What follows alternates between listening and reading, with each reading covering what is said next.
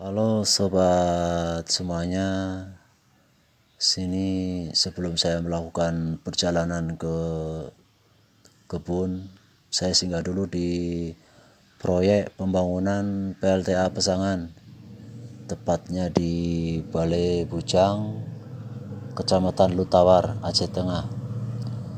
Proyek yang sedang digadang-gadangkan ini nantinya bisa meningkatkan geliat perekonomian di Kabupaten Aceh Tengah sendiri ya teman-teman. Proyek yang berkapasitas 88 megawatt ini sudah mencapai pengerjaannya hampir 90%. Jadi kita doakan sama-sama ya, mudah-mudahan cepat siap proyeknya dan segera bisa kita manfaatkan untuk sumber listriknya ya. Amin. Nah, ini sangat indah ya teman-teman. Ini bisa menjadi daya tarik wisata untuk pada nantinya di wilayah Takengon. Oke, kita lanjutkan lagi ya perjalanan kita ya teman-teman ke kebun kita ya. Nah, jadi sambil saya bercerita nih ya. Jadi masa di zaman dahulu nih ya, di tahun 1904 itu di masa penjajahan Belanda, Aceh Tengah ini merupakan potensi untuk hasil budidayanya ya, terutama itu kopi, tembakau, dan damarnya. Ini dalam masa kolonial Belanda, kawasan Takengon itu pernah didirikan pengolahan kopi dan damarnya. Sejak saat itu sampai sekarang kawasan Takengon mulai berkembang menjadi sebuah pusat pemasaran hasil bumi dataran tinggi Gayo, khususnya sayuran dan kopi. Oke ya teman-teman, sebentar lagi kita akan sampai di kebun kita ya. Jadi jarak di kebun kita dari rumah itu tidak begitu jauh, perjalanan hanya memakan waktu sekitar 5 menit ya. Ini namanya kebun kota ya teman-teman. Alhamdulillah nih bisa saya dapatkan kebun ini dari hasil kebun yang saya rawat di daerah Bukit Sama nih. Alhamdulillah teman-teman bisa terbeli kembali kebun di sini. Walaupun sebetulnya di sini bukan area perkebunan kopi, tapi saya coba tanam dan kita budidayakan Arabica. Dan ternyata alhamdulillah berhasil lah nih teman-teman. Jadi lahannya tidak begitu luas. Lahannya di sini paling kalau kita ukur cuman sekitar 1,5 hektar ya teman-teman. Nah, ini alhamdulillah ini kopinya sudah mulai berbuah lagi ya teman-teman. Kemarin habis di masa panen. Nah, ini kita menuju ke dalam lagi. Jadi kopi di sini memang gampang-gampang susah teman-teman kalau kita tanam di sini karena tanahnya itu begitu gersang ya.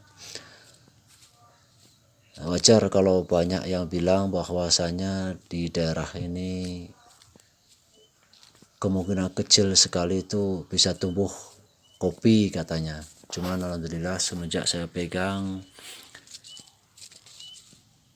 alhamdulillah ya, berkat pertolongan Allah dan izin Allah ini bisa nih teman-teman. Alhamdulillah nih sudah mulai nampak subur kopinya. Jadi pada sesi kali ini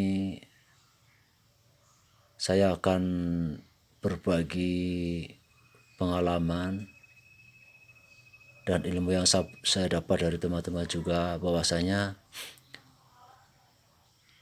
penting sekali kalau di daerah perkebunan kopi itu ada yang namanya itu tanaman pelindung ya. Pelindung itu sejenis lamtoro ya, ini seperti ini ya teman-teman. Jadi tanaman lamtoro ini nanti akan memberikan manfaat dan manfaat itu sangat luar biasa nantinya ya. Pengaruhnya itu sangat besar sekali terhadap cita rasa kopi itu sendiri pada nantinya dia. Jadi semuanya itu terproses secara alami dengan seiring sejalannya waktu ya teman-teman. Jadi saya coba juga di tanaman pelindung itu saya tanam lamtoronya, itu saya tanam vanilinya. Nah ini vanili ini adalah tanaman yang sedang saya uji coba di sekitar kebun ini. Jadi berbicara soal karakter rasa dari kopi itu sendiri tidak bisa hanya di seputaran profil dari roastingnya saja ya, atau juga cara menyeduh kopinya. Dan untuk membentuk karakter rasa kopi itu sendiri pada fase kopi masih terbentuk tanaman dan proses perkembangannya, perawatan kopi itu yang bijak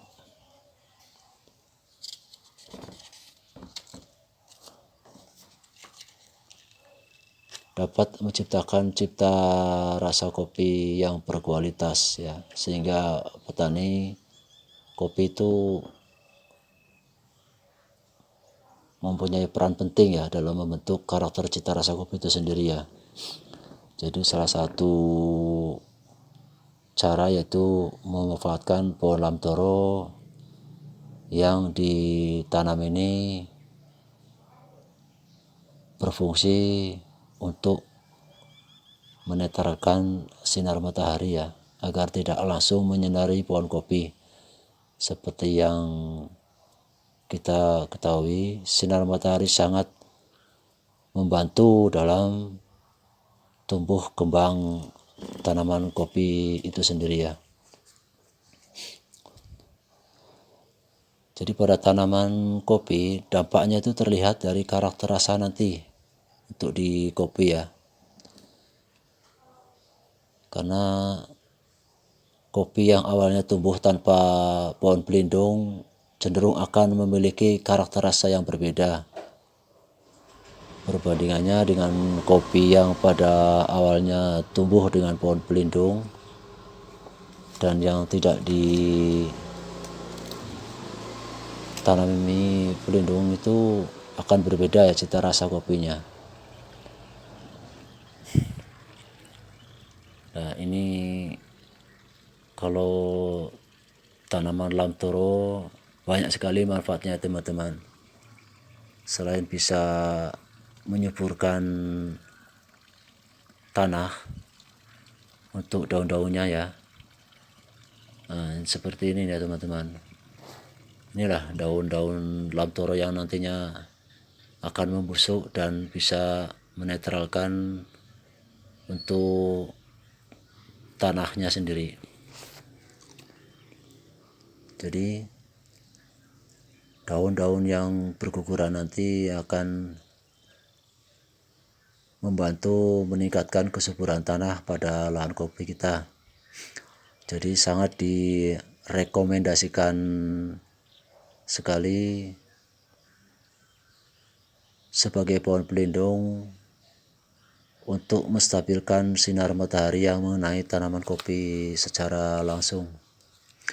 Dalam hal ini tentunya lamtoro atau tanaman pelindung itu menjaga kelembapan tanah dan membuat kopi tetap stabil suhunya ya.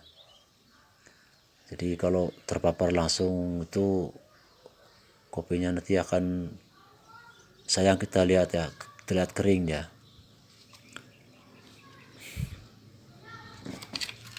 Nah, untuk jarak tanam sendiri untuk lamtoro itu biasa yang disarankan di sini itu jaraknya 8 kali 8 meter ya.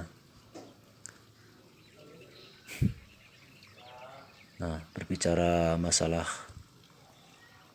seputaran iklim penyakit tanaman yang dapat mengganggu kualitas buah, yaitu sebagai langkah sederhananya untuk mengatasi penanaman pohon pelindung seperti lamtoro itu dapat memperkecil serangan hama dan gulma. Jadi pada tanaman kopi itu sendiri nanti kalau hamanya menyerang pada tanaman lamtoronya dulu ya, tidak secara langsung ke batang kopinya. Nah, itulah beberapa manfaat-manfaat daripada pohon pelindungnya ya teman-teman. Ya mudah-mudahan apa yang saya sampaikan ini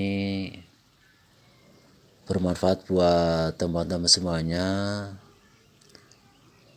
bahwasanya tanaman lamtoro itu penting sekali kita tanam di sekitar budidaya tanaman kopi kita